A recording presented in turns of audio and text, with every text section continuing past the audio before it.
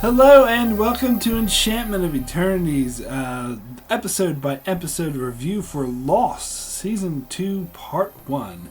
In this video I will cover the first 8 episodes of Season 2 of Lost, going episode by episode to give my thoughts on each of these episodes. So I'll have to start with a spoiler warning for Lost up to Season 2 Episode 8. If you haven't seen up to this point, you will not want to watch this video, otherwise some things will be spoiled for you. However, if you have not seen beyond Episode 8 of Season 2, not to worry, this video will not contain spoilers from future episodes beyond that point. However, at the end of the video, I will feature a spoiler section for those who have seen up to the very end of a Lost 6-season run, but I'll put that at the end of the video and give a proper spoiler warning before doing so. So, now we get into Season 2 of Lost, which historically I've considered my favorite season of Lost. Although, watching it again, I see I don't know, I'm only a third through the season, but it seems like there's a bit more subpar episodes than there were in Season 1.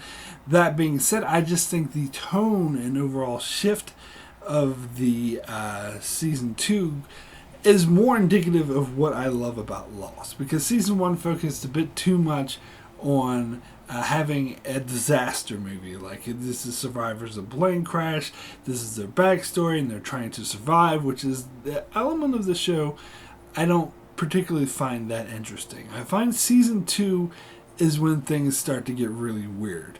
And I think it was kind of the test to see if you really like this show, what kind of fan of the show you are. Because historically, Season 2 lost a lot of viewers, and then Season 3 lost more, and Season 4 lost more, if you know what I'm saying. Like, Season 1 had the highest viewpoint. Season 1 got an Emmy for Best Dramatic Show, and then all the other seasons weren't even nominated. Like, Season 2 wasn't even nominated, and a lot of people made a big deal out of it. And I think because Season 2 was less of a... Season 1 was the only season that was really a mainstream show. The future seasons, starting with Season 2, was a lot more weird and out there. And that actually attracted the bigger fan base. Because I gotta be honest, when Season 1 first came out, I almost saw Lost as a guilty pleasure. I was halfway ashamed to admit that I liked the show because there was a lot of musical montages and pop song montages that made it seem like a poppy soap opera type show. But in Season 2, they really shed that image. And as I said, some people, I think general audiences tend to jump off of that because it got a bit more weird for them. But the following, the hardcore following, got really big in Season 2. This is when the show started garnering a huge cult following. You got tons of theories started coming about, people becoming more obsessed with the show. And so Season 2 for me always symbolized that the perfect vision of the show, even though not every episode of the season is perfect, which I'll get into. As I said, I think there are a bit more subpar episodes this season. But the overall image and tone of the show, I think, is what is perfect. And it's something that Season 1 didn't have, and something that future seasons lost for the most part. Which is why I thought Season 2 was the image that the later seasons need to go back to, where they were actually trying to go back to the image of Season 1, which I think was a mistake. I think Season 2 was the tone that they needed to live up to and try to recapture. Because Season 2 had and I noticed a lot of fans of strange fiction like David Lynch and Philip K. Dick and stuff like, kind of fiction like that's seen as kind of bizarre. They were really attracted to the show because of Season 2. And I think it definitely has that feeling, particularly with the hatch. And I'll get into this a bit more as we cover the episodes. But the thing with having that button, mysterious button that you have to push in order to save the world, and you have to push it out every 108 minutes, that's weird. That is very strange. And some people were really off-put by this. But others, I would think, who were more attracted to this David Lynch type tone, which I do believe it has. And also, like, it has the Philip K. Dick the writers of the show has specifically said that they were inspired by Philip K. Dick. They often quote a lot of literature, a lot of novels, mainly modern classics that inspired the show. Particularly season 1 was heavily inspired by Lord of the Flies, and they also mentioned The Stand as the whole show. But I'll get more into the Stand analogies when I cover season 6. Season 2, I think there was a Philip K. Dick novel, Solaris, that the writers mentioned, and in fact, it would made a cameo in season 4, but they had mentioned it a bit earlier. So I hadn't read that novel when I saw the show, so I read the novel because they mentioned it, and yeah, it was pretty weird. It was pretty out there, and I could definitely see the influence that novel had on the season in particular, although I will say it wasn't quite as weird as the book was. But it definitely has that strange tone, and they start to introduce elements more of the 6 degrees of separation was kind of teased in season 1. That became full throttle in season 2. And just a lot of weird mysteries, or a lot more, I should say, than when season 1 were sort of introduced into the show. And for a lot of people, it was just too much, and they couldn't take it. But those who could take it really latched onto the show, and this is where I think it really got its following, which is why I consider it one of my favorite seasons. But we'll see how I feel after I rewatch the whole show. Anyway, let's jump into the episodes. Let's start with episode 1 of season 2, Man of Science, Man of Faith. Now, I have to say, this opening sequence, the very first opening, where you see someone doing their daily morning routine, they're doing their exercise bike, they're putting stuff in a blender, going for a shower, shaving and all that. That was brilliant. That was so brilliant, because I remember watching that for the first time with a couple of friends. Myself, and then we're all trying to guess where we were, because the format of the show is to have flashbacks, and you start the episode with the flashback, and you see someone doing the routine, like someone thinking, "Oh, is that Sawyer? Is that Sawyer, or is that Jack, or maybe it's some other character we haven't met yet, but they're being introduced in their flashback." And then slowly you start to get more of a feel that something isn't normal here. They make a good point in this opening sequence not to focus too much on the 70s architecture and the ancient computer and stuff, but you see a little bit of that, so it starts to seep in that something's a bit weird here. And then of course you see the big cabinet of guns, you hear an explosion, you're like, alright, well what the hell's happening here? And then they pan over to the mirror. I think this is when most people sort of figure it out, but they were slowly figuring it out, and then you had that awesome reveal with the amazing music that showed the ending shot of season 1 of Locke and Jack looking down into the hatch. So they realized that what you've been seeing is actually inside the hatch. And they had that amazing music, that amazing lost punctuating da-da-da, shocking music, really punctuated the scene. It was amazing. I have to say, in my opinion, this is the very best opening sequence of a season. I know every season from now on, season 2, 3, 4, 5, they always have to start with a shocking opening season to try to shock you. And I think this was the best one of all of them.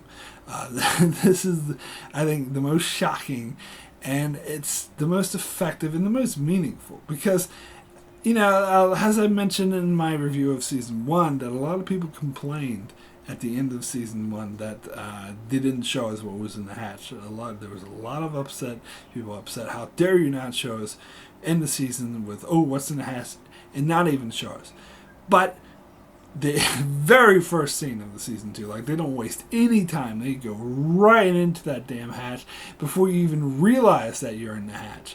And I love that. And I can see why they ended season 1 actually without showing what's in the hatch, because had they actually revealed it at the end of season 1, I don't think it would have been nearly as powerful as putting this scene at the head of the very first scene of season 2 that really jumpstarts the season. So I think the decision to withhold that until season 2 was in fact very wise, very effective. I think is one of the best opening scenes ever. And there's a particular, if you've seen Westworld season 2, there's a particular opening scene that I think was modeled after this scene. I mean, maybe the writers would try to deny and say, oh, we're inspired by some classic movie or something.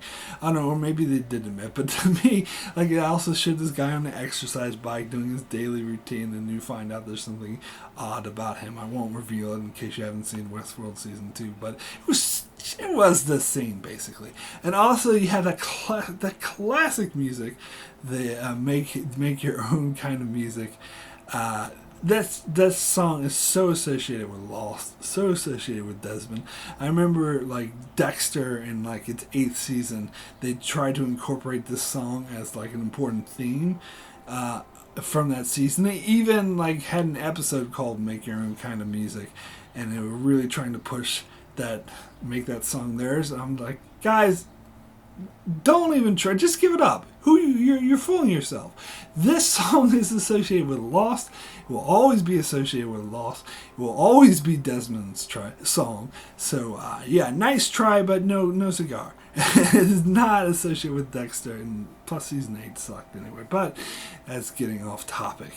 As for the rest of the episode, I like Jax Flashbacks. I think these were really powerful, and it really went with the theme of the man of science, man of faith. Now, if you listen to the commentary of this episode, they even point out, like, the man of science, man of faith, people assume is, like, Locke versus Jack. That Locke is the man of faith and Jack is the man of science.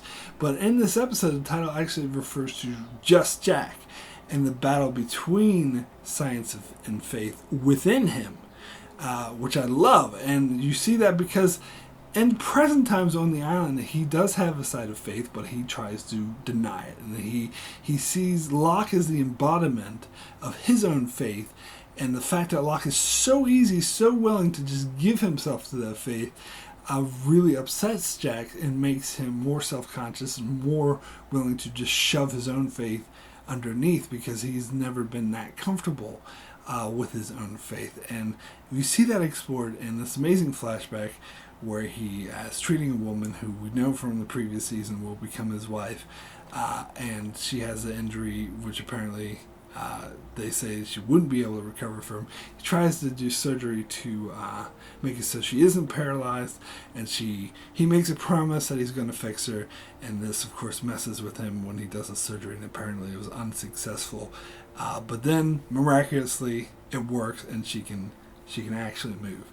That was a very powerful scene, and it reinforces Jack's faith that he was able to essentially perform a miracle, something that many doctors thought shouldn't be possible. I think it was kind of ruined because they teased this in the previous season in the episode with this flashbacks with his wife at the wedding, because she mentioned this moment where she said that no one thought she could walk again. So this is kind of given away if you have a good memory, if you pay attention. But it was still powerful to actually see it, and the way it tied into the island story of Locke, of Jack trying to come to terms with, the faith of what is in this hatch. And of course, you meet Desmond in the flashback, and then at the end of the episode, it's revealed that's the guy who's in the hatch the whole time. Which, again, this is probably the strongest moment of the 6 degrees of separation, which you get more as season 2 goes on, where, if you don't know what I'm referring to, it's basically a lot of characters that the main characters we see in flashbacks, a lot of characters we see in flashbacks of other or main characters turn up on other, like, either turn up on the island or they turn up in other people's flashbacks, like they cross through flashbacks.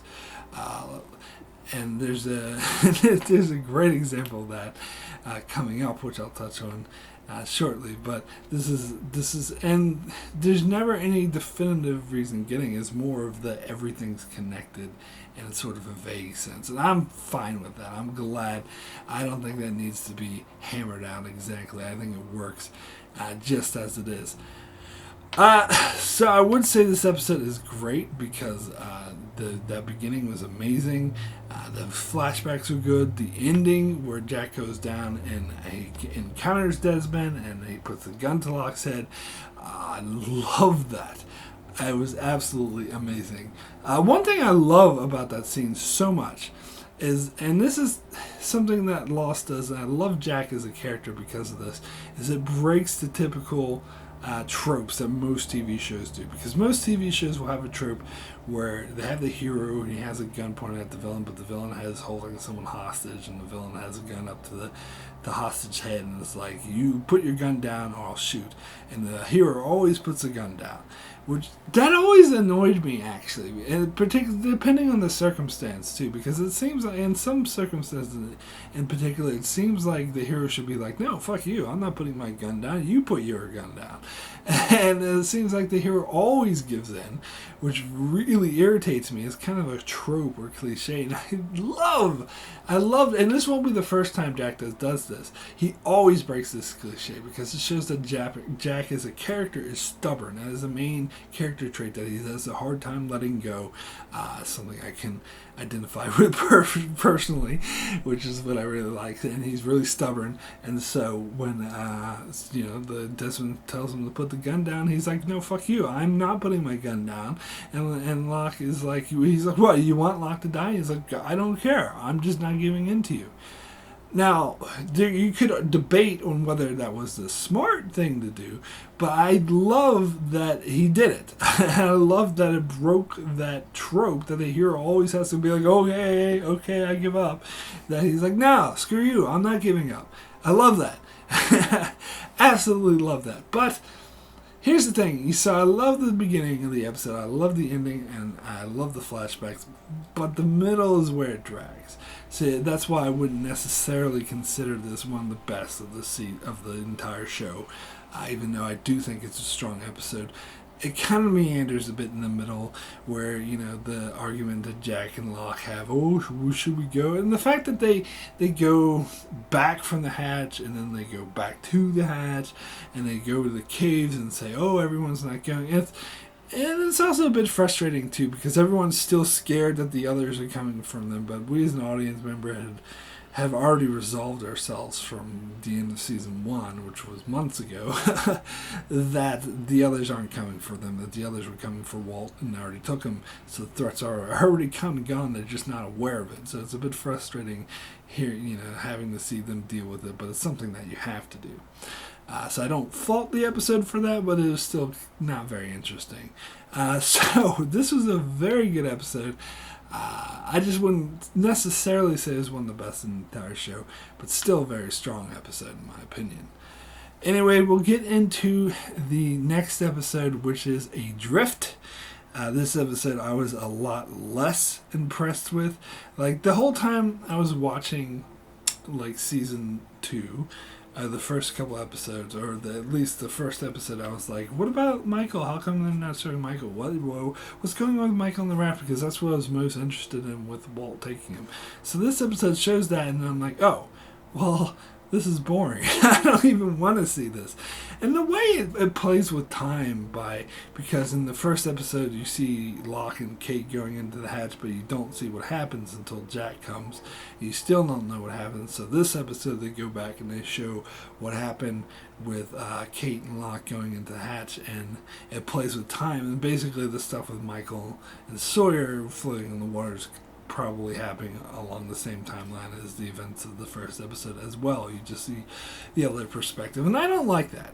I think that was kind of a waste, because at the end, and here's the thing, I was so sick of hearing it, put it down, or blow his damn head off, brother, which is, the Desmond says to Jack right at the very end of episode 1. You see it at the end of this episode, and you see it again at the beginning of the third episode. It's like, alright, enough. We don't need to see that scene 3 times before you freaking resolve it. Just show it once, then resolve it in the next episode. Quit dicking us around. And also, the scenes with Michael and Sawyer, and they floating in the water. I did not like these scenes. They were really boring. It was just Michael and Sawyer whining at each other, being like, "Oh, it's your fault they took Walt. No, it's your fault. Blah blah blah blah blah. It's your fault." And then they had this stupid story just to create tension of the shark. Ooh, the shark's coming to get you. It's kind of like what they did with the polar bear coming for Walt. And maybe not as bad. Maybe because the shark does kind of make some sort of sense because Sawyer's bleeding. But still, it's kind of just like fake stakes. And let's have the shark go after them. And, I do understand that Michael would be very upset. And I do think they need to show how upset he was. I just don't think they needed to linger on it as long as they did. I think they took way too much time lingering on it. But the Michael flashbacks, they were decent. I'm kind of have mixed feelings about it. I'm on two minds of this one, because I did like how it sort of hammered home just how much Michael wanted his son back, and of course it's the way juxtaposed with him having his son taken away from him and him wanting him back in present times, and then having to see that his wife trying to take his son away in the past. It was a good juxtaposition. But it seems to me that Michael and Walt's backstory was explained perfectly in the flashbacks of Special, and to have focus on a particular moment, it was within that whole time frame, because Special flashbacks there were great because it went from the very beginning up to the very end and showed an overview of what happened with Michael and Walt. And this episode just focuses on one time frame that's in the middle of those events, and has flushes it out and has a slower pace where you see the lawyer, which is the dude from Unforgiven, and talking about how you can't afford me, and it seemed kind of boring for them to do it that way. I'll put it that way, because I think the flashbacks in Special were so perfect to just focus on a specific moment on that of Michael trying to get Walt back. Seemed like kind of a rehash, because we already sort of got this point across in Special, so it didn't seem that necessary here. I wasn't too hot on the flashbacks and the eye on the storyline. Definitely not. So, not a very good episode.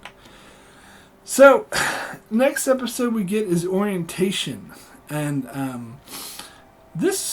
we finally get the resolution of what was going on in the hatch with Desmond and Jack, and then we get the introduction of the hatch. Basically, we get to see more of it, the creepy computer, the Dharma Initiative. This is the first mention of the Dharma Initiative, which will become a very staple of the show going forward. And, as I touched on before, it has the weird button where you have to input Hurley's magic numbers into a 1980s or 1970s computer, hit enter, otherwise, according to Desmond, the world will end. All these alarms start to go off, and of course, the first reaction, and I love Jack's reaction, is natural. It's this is silly, and I love the way he puts it. He's last time I saw a computer that saved the world, it didn't look like that.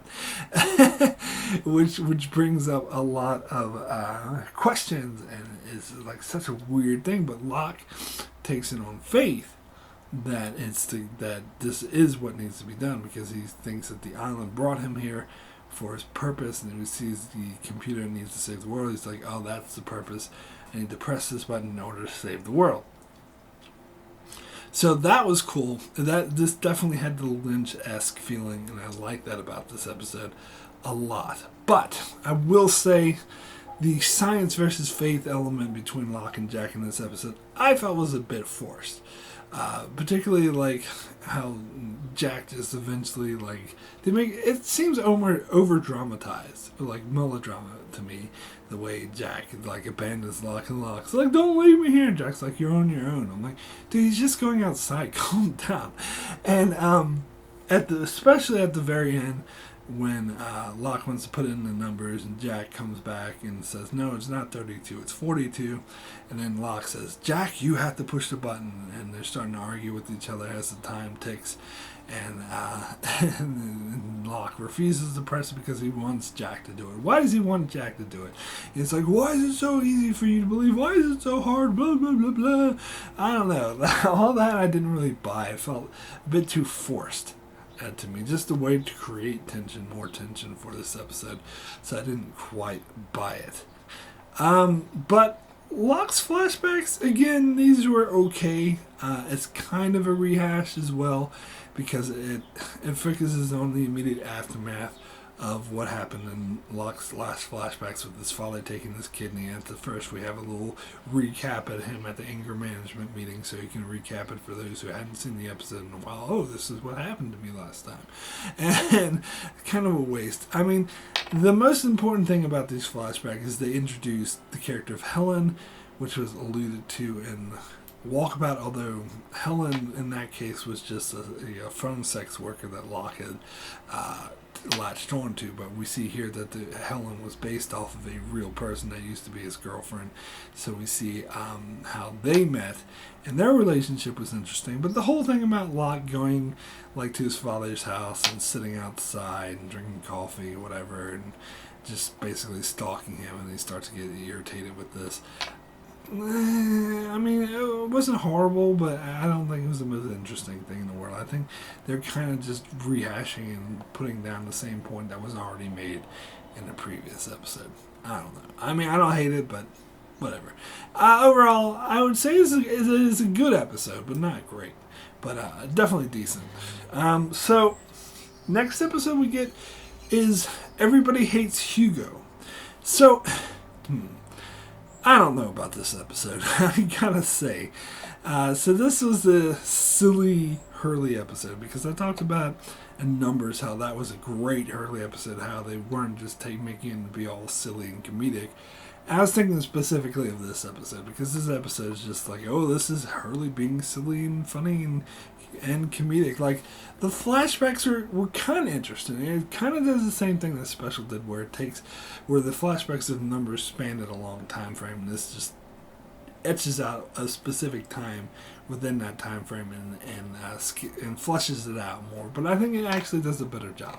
I think it does sort of explain his fear, and I think it's a justifiable fear of change, where everyone, where after we become rich, that everyone's going to treat him differently. So he asks his girl out because he wants to ask her out before, you know, she knows that he won the lottery, because everyone will treat him differently, and he's basically loses his friend because he's too scared to tell him that he won the lottery. And the whole thing about the chick in the store and then getting fired and leaving, I mean, that was fun. That was funny. I don't think these are the best flashbacks in the world, but it was okay. I mean, it was interesting. It's the island storyline that I really can't get behind. It's the island storyline that really felt really silly to me. With Hurley thinking, oh, I'm scared everything's going to change. I know, and it's like they were trying too hard to tie this into the flashbacks, where I didn't really buy that he would be so upset over, you know, counting the food, and the fact that he would eventually want to blow it up. That really felt like really fake stakes. To me, that he would actually want to blow up all the food. It was just silly. Although I really do identify with Hurley when they were counting the food, and then Kate comes in and asks for some shampoo, and he's like, Kate, you really shouldn't. She just ignores him and takes it anyway. And then Rose is like, oh, it's just one bottle. And he's like, that's where it starts. And that's true. I actually always feel that way myself personally when people try to justify, oh, I'm just going to take this. Oh, it's okay. Don't worry. Don't be so uptight. And it's like, but that's where it starts. If you take it, then he'll have to take it. And he takes it, and Steve will take it, and everyone will take it. And before you know, everything's gone. So I did identify with Hurley in that regard. But I thought his final solution was stupid. It was just a way for them to have a big musical montage of everyone eating, having a party by a campfire. But that was actually not practical. That's a waste of food. And Hurley's reasoning for this is very weak. Where he goes to Jack, it's look, we don't have enough food for 48 people and it'll only last a certain amount of time. So why don't we just have a big party and eat it? But it doesn't make sense because are they sharing everything? We see Charlie and Claire with the peanut butter. What if other people want a peanut butter and they have chocolate bars? And it seems like there's huge bars of chocolate bars, the huge boxes. And it seems like that would last more than just one night of partying. And it's also very impractical for people who've been eating a very restricted diet on just fish and the occasional boar and fruit, and then all of a sudden get all this high fructose junk food and then just binge on it one night. I bet you everyone was throwing up the next day.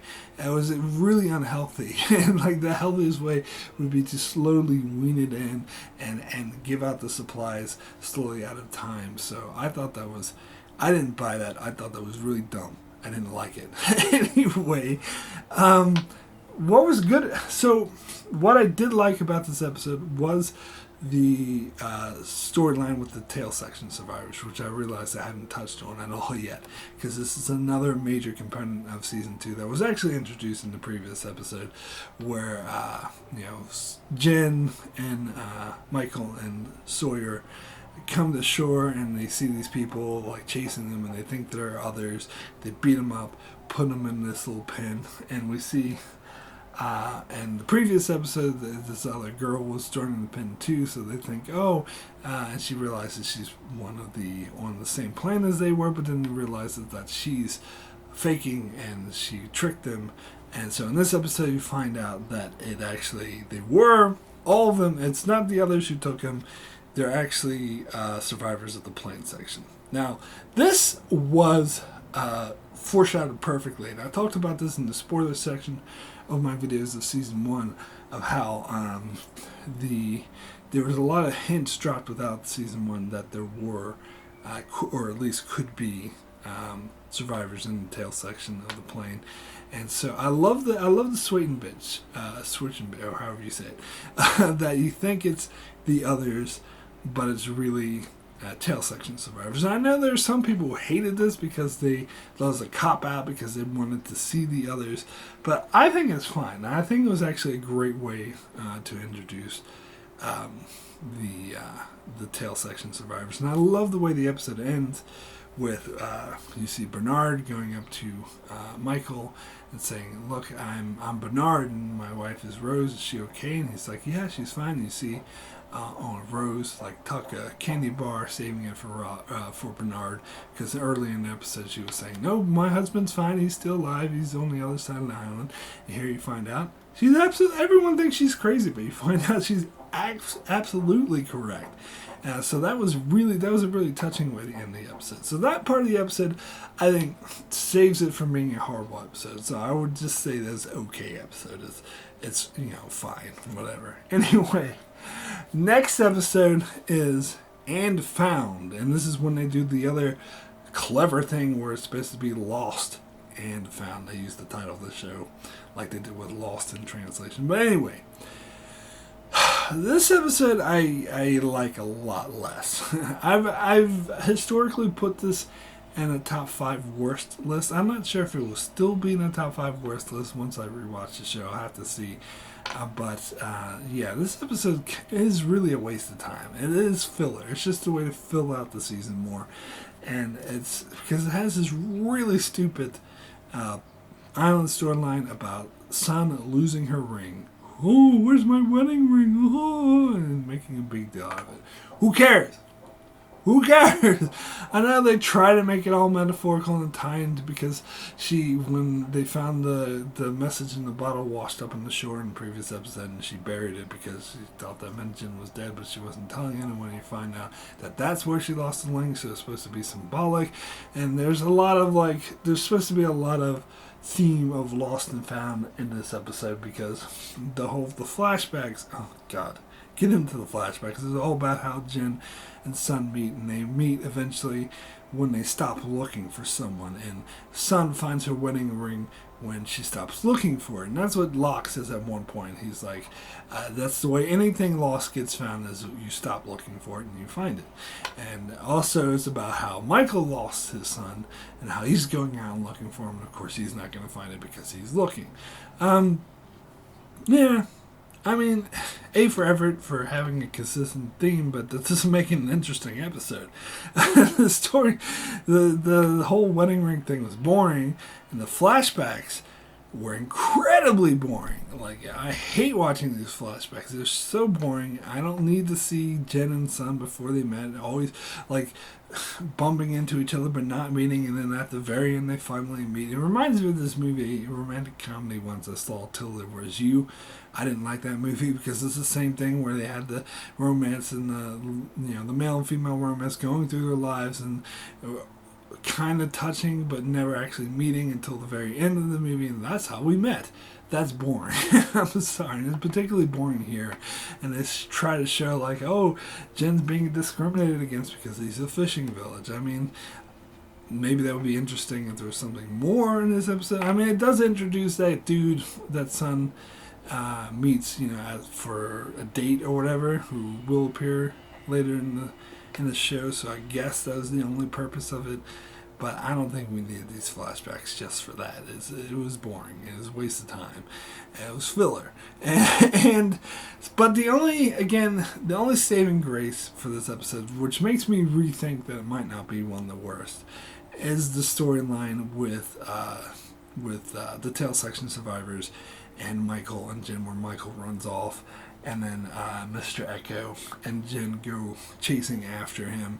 And Ana Lucia is very much against it, but Mr. Echo refuses, and he says we need to bring Walt back. And I actually thought it was very touching how the Jen and Michael's relationship has really gained, in that they're like really good friends. And as I said, like the transition from season 1 where they like hated each other, but now Jen's like willing to go off and to find Michael.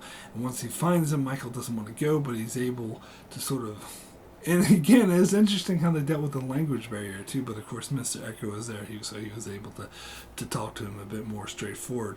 But it really showed how much Jen cared for Michael, and how he was able to like reason with them. And I love that. I love that part of the episode. And of course, we got the really creepy scene where Jen and Mr. Echo encountered the others, and they had to hide in the bushes, and you see these people walk with scraggly foots, and they're trailing a teddy bear behind them. That was an iconic scene.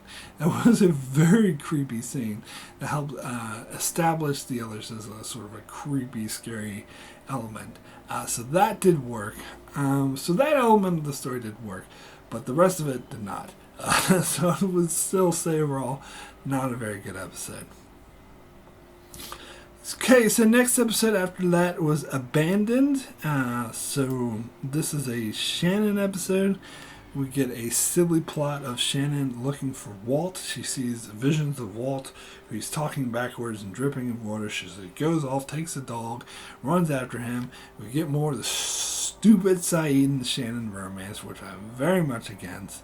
And Saeed doesn't believe her, so it creates tension. Blah, blah, blah, blah, blah, blah, blah. Boring, boring, boring. But we also get Shannon's flashbacks, who are actually good. Because I had really shit on Shannon Boone in season 1, particularly Boone's flashbacks I thought were pretty dumb. I actually like Shannon's flashbacks here.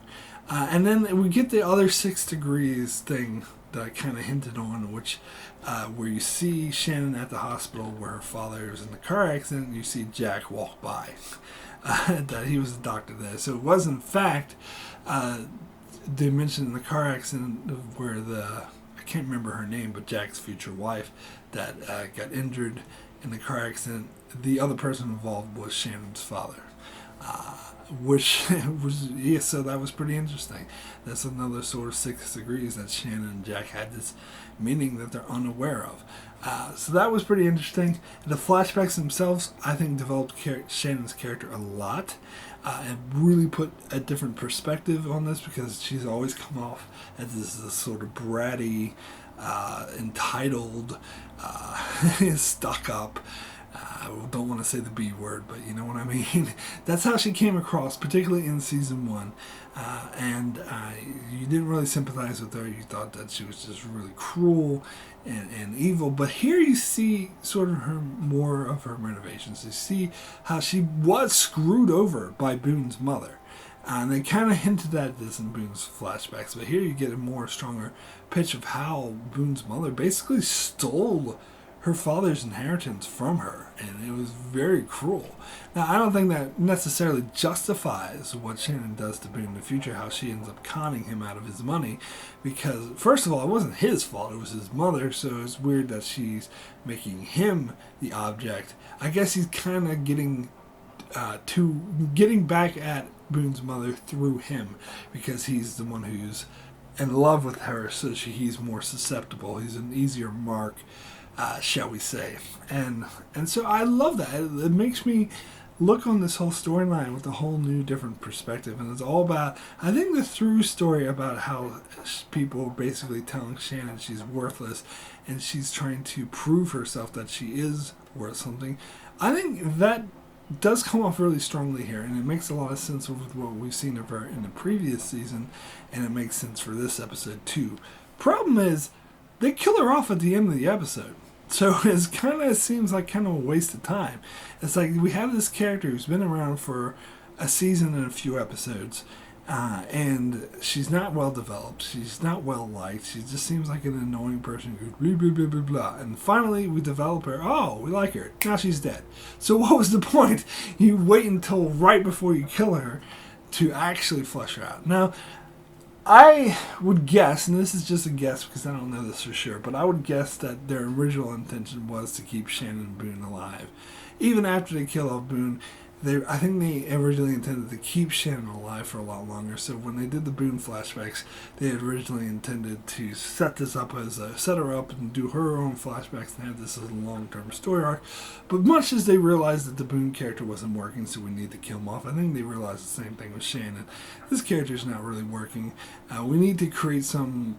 And I think they've even said this in like behind the scenes stuff before, that they needed to create tension with the tail section survivors integrating. They needed some event to happen, so they thought, well, let's kill Shannon, because that would be a good way to create tension. So I don't really see it as kind of I don't see it as like a good thing. I don't think this is like shocking or evocative by killing off a main character. I just assume them saying, oh, well, this character's useless now, let's just kill her off. I mean, that being said, I've never liked her, so I wasn't that broken up by the fact they killed her off. I just think it was kind of frustrating that they finally developed her and then killed her off right after they did it. It's kind of frustrating. Sorry, but it is. But you also get the tail section survivors storyline of this episode. Was a lot more interesting, with them finally like making the journey back to the main camp. So the two camps are coming to integrate. I wish we would have got more of Ana Lucia's thinking on why she did this, although I think it's pretty obvious, which I'll get to more in the next episode, that the way the tail section survivors were living was not the highest quality of life. So when they heard about this bigger camp that had a lot more like established water and established territory that weren't being terrorized by the others, it made sense that she would want to go to this camp and live there, because that sounded like a much better life. And plus, of course, Bernard would not want to get reunited with his wife.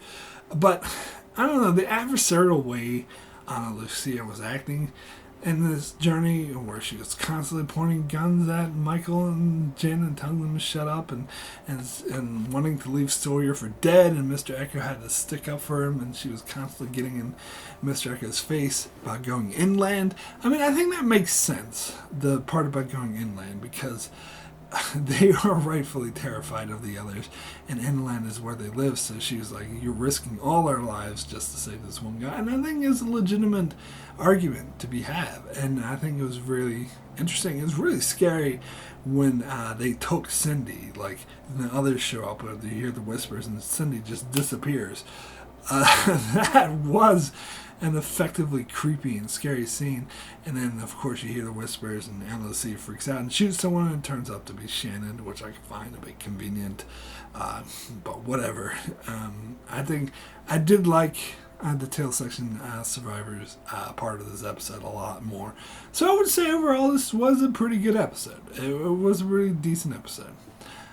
So next we'll get into the other 48 days. Now this was a groundbreaking episode. There's a lot of top 10s, including my own, or top 20s at least, where this episode makes the list of some of the best of the entire show. I'm not sure if it will make my top 10. It will definitely make my top 20. Or maybe not definitely.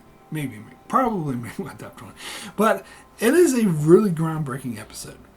Because it changes up the format. Because Lost up to this stage and beyond this stage was pretty much has the same sort of format. You get flashbacks and you follow this one character through the story. But here, they totally changed that out. And we start back. And I love how there's no preamble to this. There's no hint that they're going to do this. It's all of a sudden you tune in for the next episode of Lost. And it starts right back at the very beginning, the very first day of the plane crash.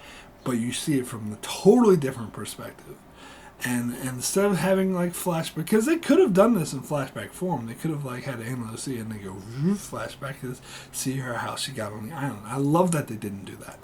I love that. No, we're just gonna set an entire episode aside, start from the very beginning, and just go day by day. We'll have the counter on the day.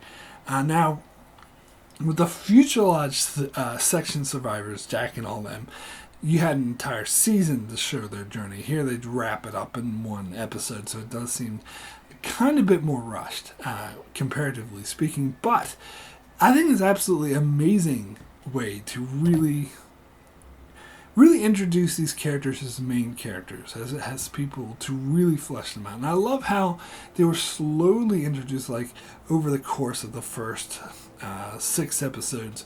They were just slowly weeded in. At first they weren't really that important, but you got to know them more and more, and by the time you get to, and plus the previous episode, there were a lot of references they made that you didn't catch because they were making it to the events of their past, which you fully get here.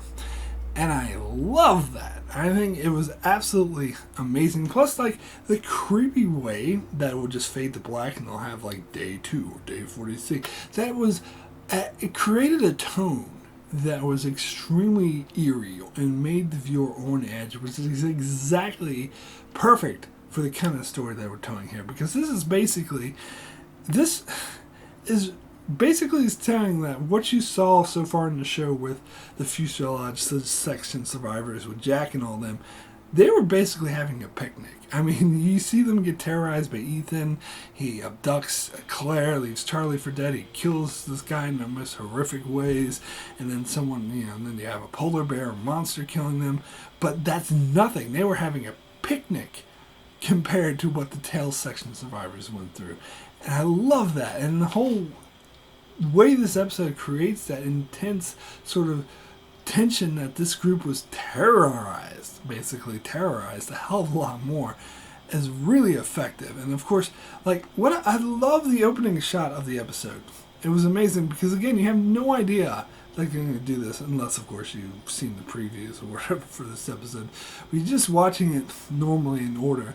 You see this beach, and I love how they just focus on this, like, an island beach. There's a palm tree. Seems like a beautiful day. It's a normal day, and I love how they linger on that. It's just a normal, average beach, and then all of a sudden the plane just you see the tail section just fly in the water, and the sea goes screaming at the screen. That was absolutely beautiful cinematography, and then it goes straight into having the drowning feeling with Ana Lucia in the water, and you have the drowning noise, and it makes you feel like you're there drowning with them, and you see the chaos and the carnage and people screaming. It was a very different take than the pilot episode that was probably a more expensive scene at the film that had, like, the engine caught on fire and a guy gets sucked in the engine and all that. But this is a different version of that because it lands in the water and it's just the tail section, so you don't have like an engine and any of that stuff. And Carnage is a bit more straightforward. but it really works, and I love that. I love how it's a different version of what we've seen before, and you have it's a bit different because you have these two young kids, which I think really changed the dynamic. So it makes honestly a lot more sort of protective of them in sort of a mother way. Sort of reminds me of Ripley and Newt from Aliens. How they're, even though it's not their daughter, not their son, they still feel this sort of protectiveness over them, and yet, like, you see the others come the very first night and start taking people away, and then they come back again and they take the kids, and Andalusia, kills one of them and finds that they had a list of all their names. Very, very creepy. And then, you get this storyline of them be basically on high edge. They're terrified, and you see this one guy, Nathan, he's being a bit of a dick, so everyone's suspicious of him. But then you find out that Nathan's okay. It's this guy, Goodwin, that Ana Lucia was hanging out with and being friends with the whole time. I heard someone suggest sleeping with the enemy, but I didn't get the impression that she was sleeping with him or that they had a romantic relationship, although they were really close and they did sort of sleep next to each other. But anyway, I love how he turns out to be one of the others. And that scene where after, like, they kill Nathan and they find a Dharma hatch, but this one was boring. It's empty. There's nothing in it. And they find this Dharma hatch, and so Goodwin goes off to test his radio that they found, and you can tell he's trying to go off on his own because he's trying to alert the others of where the tail section survivors are now, because they changed locations. They found this other hatch, so he wants to let them know. But Ana Lucia at this stage knows this. She knows that he's one of the others, and so she refuses to let him go by himself and insists that she come with him. And then this whole scene that we get of them on the hilltop, where they're sort of having the conversation about the knife and they're passing it back and forth, you could tell that she knows that he's one of the others, and he knows that she knows, but they both sort of refuse. They can't say this outright, so they're both pretending that they don't know, but they both know that they know. And it was such a good scene. It was a well-acted, super intense scene, especially the way it plays out, where Ana Lucia finally drops the bomb about how she knows that he's one of the others, and then he's trying to say, he's trying to be diplomatic, trying to be like, oh, we're not really terrorizing you, it's all okay, the kids are better off. But when he says that sets her off, and she ends up killing him. Oh my God, that scene was so intense. That scene was so good. Overall, and the way it ended was kind of dull, because it was just rehashing the stuff we've seen in the next episode and leading up to the cliffhanger that we already saw in the previous episode. But the music they played over those scenes was really good, though. Great music. Basically the whole entire show, but definitely in this episode, like the way they played on that typical Lost theme, but made it more suspenseful sounding, really fit the tail section survivors story a lot better. So overall, amazing episode. Anyway, we'll finish off the video with episode 8, Collision. Now, this episode I was less enthused about, although I would still say it's a good episode. I wouldn't say it's bad. It's still a good episode. But I did find some of the interactions between Ana Lucia and Saeed a bit forced. I mean, it was partly a bit obvious in this episode that the writers were trying to force a tension and suspense in the meeting up at the tail section and the fuselage survivors. They just didn't want them to come meet up and say, hey, here we are. They wanted to make it like really high stakes, and it felt kind of fake at times. Like, I get that Ana Lucia would kill Shannon by accident, and the way they pull it off made it totally believable. And I get that Saeed wouldn't care about reason, that he would just be in a blind rage and want to kill Ana Lucia. So I get that, but Ana Lucia's reaction about like tying Saeed up and pointing a gun at everyone, including her own people, although she refuses to point it at Mr. Echo, maybe because she has grown close to him, or maybe because she knows that he can't be intimidated by her, whatever. But the whole thing, how she was just pointing a gun at everyone, she was refusing to listen to reason, she was just tying him up with no real plan, and Saeed was kind of just goading her, like, ooh, you don't have a plan, blah, blah, blah, blah. And finally, she tells the story about the story that we see in the flashback, and how is that really... Sometimes the way they interpret these flashbacks into the present-day Island storyline is a bit forced. And I think that's definitely the case here. And so I didn't really buy that she would just let Saeed go, and he would refuse to kill her because they're both already dead. I mean, I don't know. Something about that whole thing I thought was silly.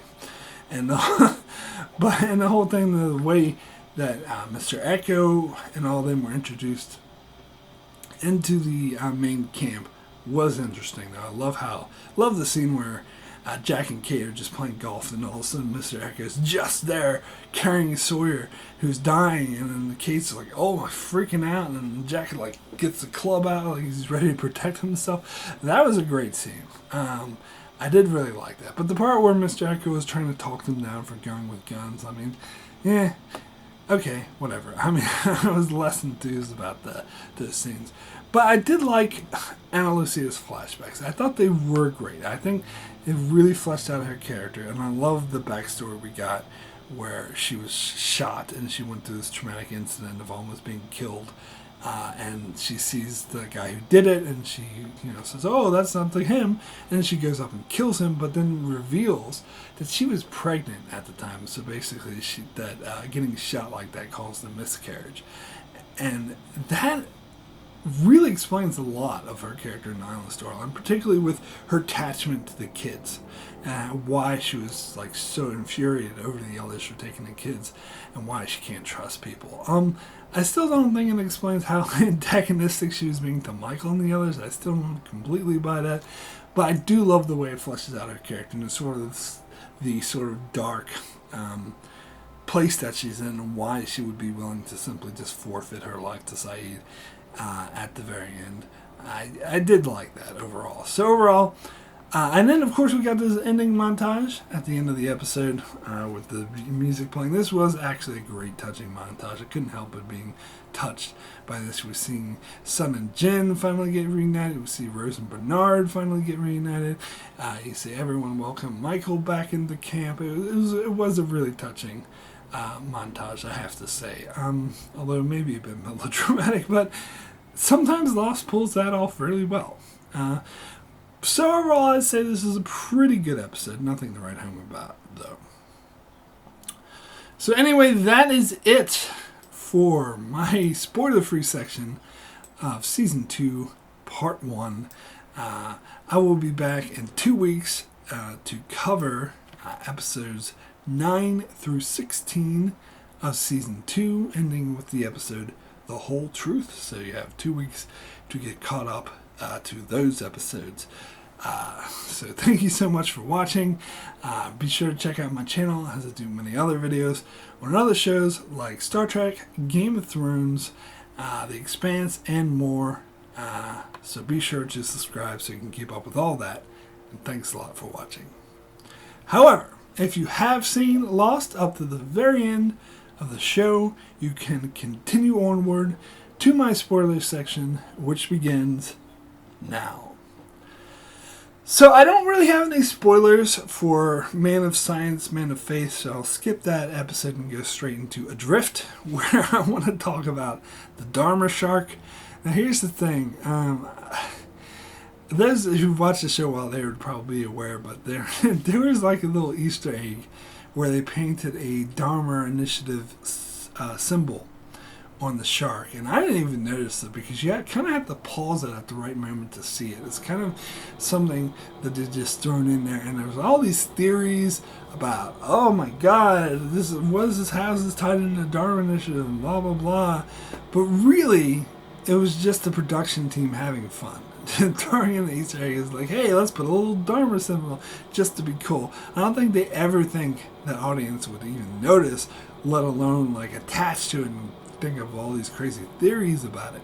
Although I think The most obvious theory that I think actually makes a lot of sense is that the shark was set free from the Hydra station, which we saw at the start of season 3, which Juliet mentioned had like dolphins and sharks. So it kind of makes sense that maybe they had a shark that was tagged with the Dharma Initiative symbol that somehow got out into the ocean.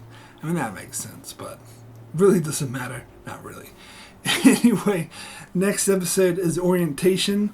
So now we got to get into the hatch, the electromagnetism, the incident, the light, because basically this all ties into, because watching this episode, and as I mentioned, like someone who's seen this for the first time they just think this is a bunch of weird shit.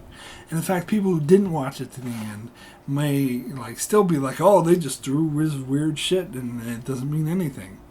But it does. Like the hatch, the button, and everything was perfectly explained if you pay attention.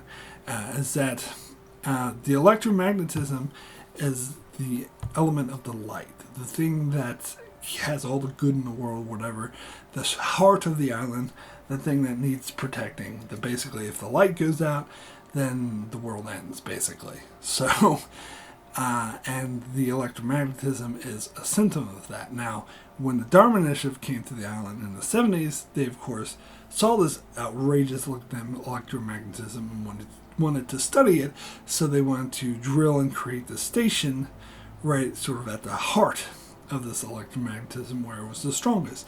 But by doing so, they tapped into this and almost put the light or the electromagnetism, the heart of the island, however you want to call it, they almost put it in danger by doing this, which we see later in season 5 in the episode The Incident, which gets into more explanation of this.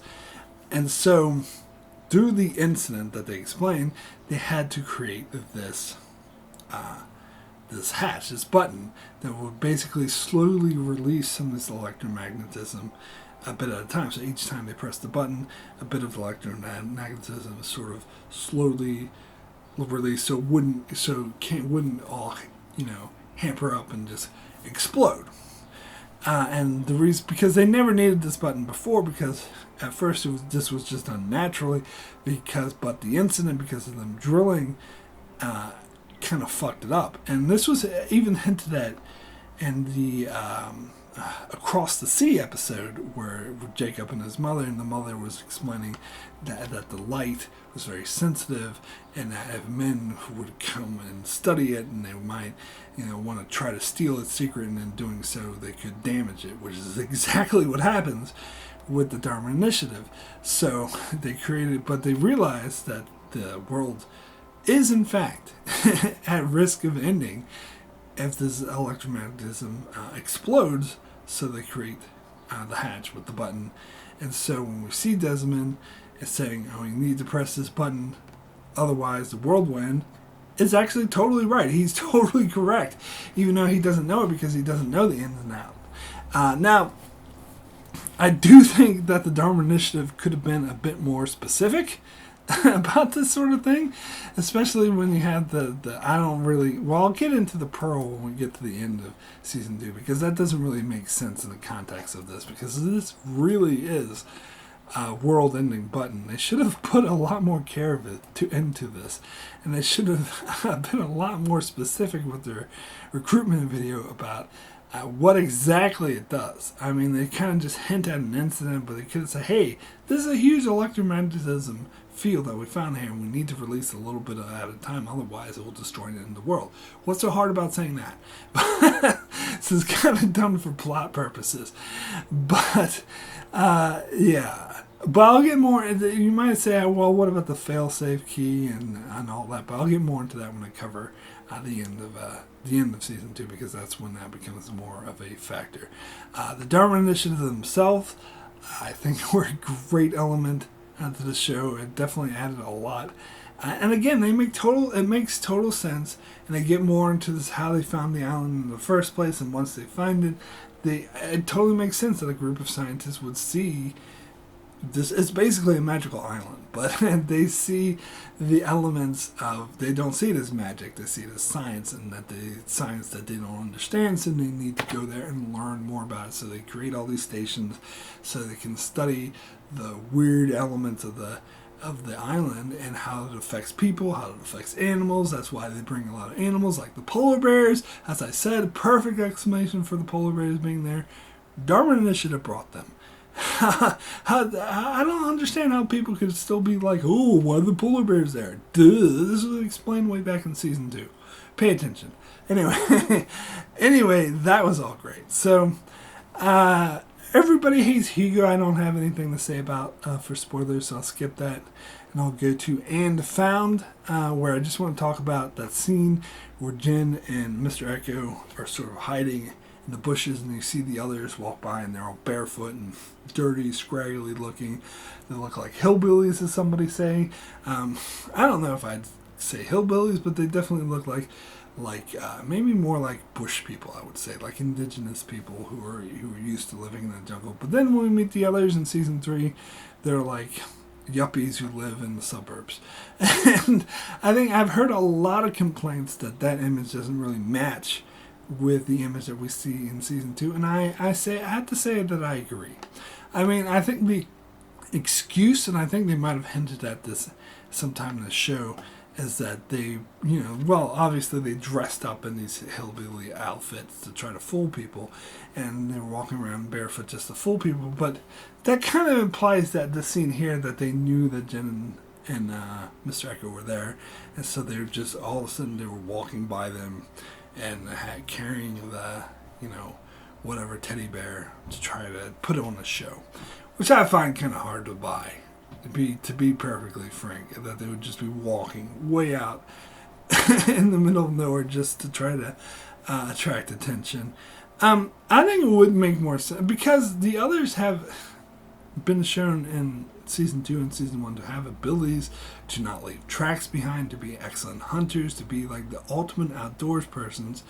So I think they should have kept those elements when they revealed who they really were in season 3, instead of making them come off as yuppies. They kind of just forgot about how they're these masterful like bushmen, which I think was stupid, because they should have kept that element, because otherwise it just doesn't fit, I have to say. Anyway, we'll get into The Abandoned, which I'll have to talk about the mysterious appearances of Walt. A lot of people have pointed out that this is entirely inconsistent with what Walt does. It makes absolutely no sense. It's just there for plot convenience. I have to say, I have to agree. I mean, the only thing that's kind of hinted at that kind of justifies this, Walt appearing to Shannon while he's, dripping with water and talking backwards. Why would he be dripping with water? The others have him. You could say, maybe the others are drowning him or doing like water experiments with him, but I don't know.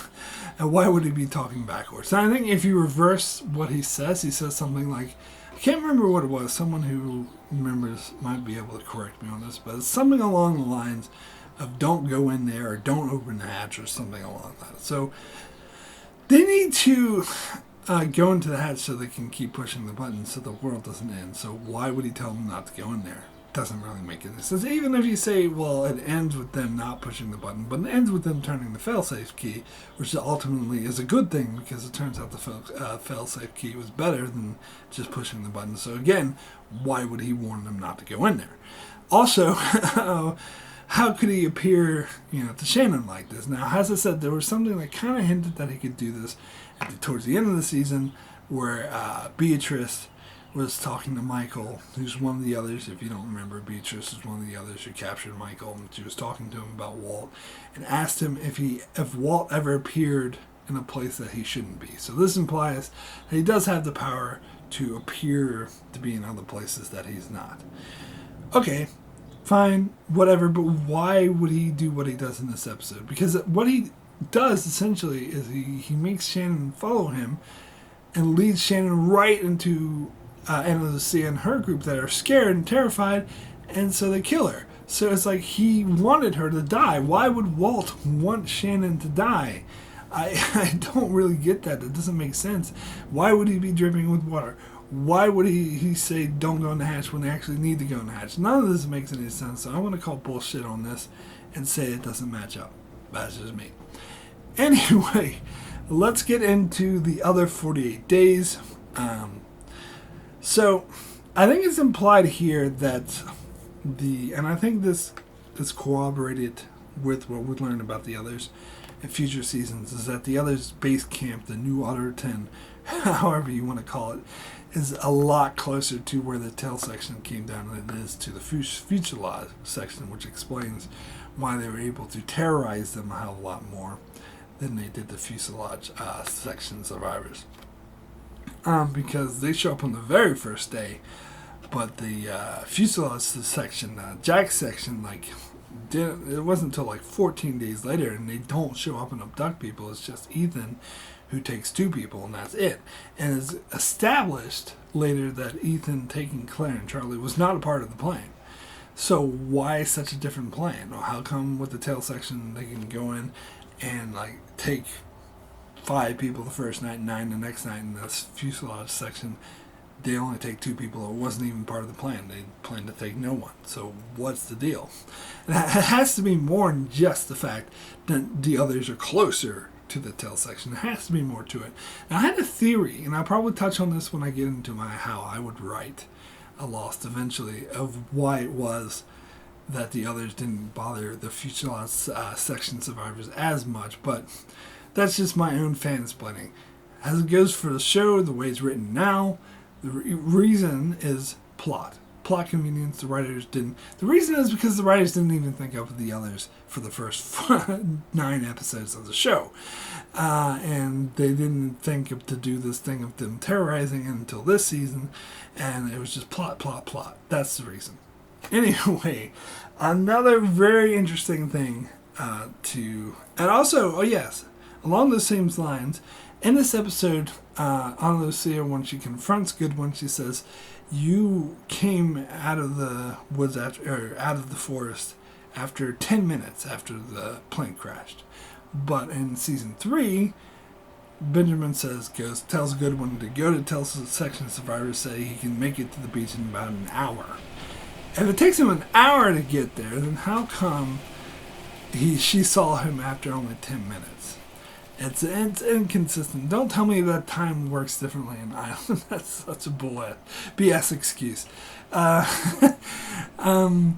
It's just inconsistent in the plot. That's all it is, really. I mean, they could have explained this away by saying that Goodwin just so happened to be near the plane when it crashed, and so he knew ahead of time that he would want to infiltrate, so he just happened to be there as luck. I would buy that, but no, season 3 we see definitively he was in New Otherton. Ben said, "Go there, it'll take you an hour to get there," so that's inconsistent. Sorry. Anyway, another thing about this episode is the army knife, which I actually love. This is one of the things I think the show paid off nicely, and it's actually one of the things a lot of the casual viewer wouldn't notice, because you have to think all the way back to season 2, because this was revealed. The answer to this was revealed in season 5, because Ana Lucia steals a knife from one of the others that attack, and she has a conversation with Goodwin when he's still posing to be not one of the others, and says, "Oh, look at the knife. It's actually Army standard issue. It's about at least 20 years old, and they don't make these anymore. Wonder how they got those. How did the others, the people on the island, get this Army knife from at least 20 years ago?"